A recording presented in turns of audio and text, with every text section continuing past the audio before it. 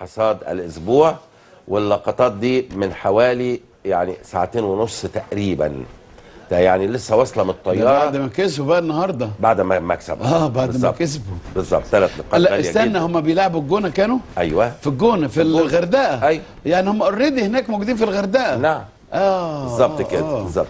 عشان يقطع بكده الاستاذ كامل ابو علي الشك باليقين انه احمد الشناوي اما في المصري واما في الاهلي واما في اوروبا. طيب زي ما هو صرح، قال لن يباع داخل مصر اطلاقا، وبيضمن تواجده مع النادي لمده 4 سنوات مقبله بعقد جديد. مش عايزين نقوله عشان ما حدش يحسده. ده هنا اللي هيكسب بياخد يعني كام؟ اللي هنا هيكسب كام؟ اللي هيكسب حاجته 1000 جنيه. طيب انا بقول 10000 جنيه لو في عمر، لو مت بقول ان انا 2013 احمد الشناوي في النادي الاهلي. اوكي ماشي، وسجلها يا نصر. اوكي وسجلها يا حسن. دي طبعا تتنح انت بتبقى لحظات هامه في تاريخ اللاعب الحقيقه يعني. انك ضربت لفوق.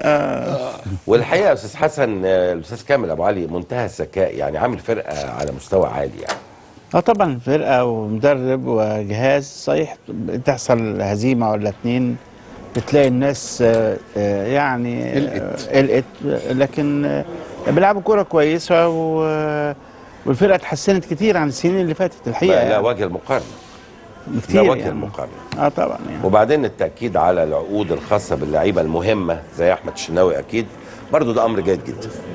طبعا يعني يعني ده شيء كويس، واذا جاله عرض زي ما سمعنا من اسبانيا ولا من ايطاليا ب 7 و8 مليون يورو، انا رايي يتباع. يعني ده هينعش خزينه النادي المصري، ومش هتبقى فيه الشكوى المستمره بضعف الامكانيات. وانا اعتقد الانديه لازم تمول ذاتها دون الاعتماد على شخص.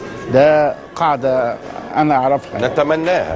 نتمناها الى ان يحدث هذا طبعا. يعني المساله هتاخد اعتقد بعض الوقت يا استاذ حسن، لكن هو الحقيقه احمد الشناوي لاعب صادق، لانه قبل كده برضو معانا قال مش هوقع غير للنادي المصري، وقد كان بالفعل ومد عقده لمده 4 سنوات، وده امر الحقيقه جيد جدا جدا جدا. والاجمل يا استاذ محمود ان التوقيع بعد فوز النادي المصري. وانا بصدقه احمد شناوي. محترم يعني ولد صغير في السن ولكنه محترم وكلمته راجل يعني. بالظبط. انتهى التوقيع وتم تبادل اعتقد ده تامر النحاس اللي كان في الصوره، ده وكيل للاعب مش كده يا جماعه؟ هو وكيل اعماله بالفعل تامر النحاس برضه.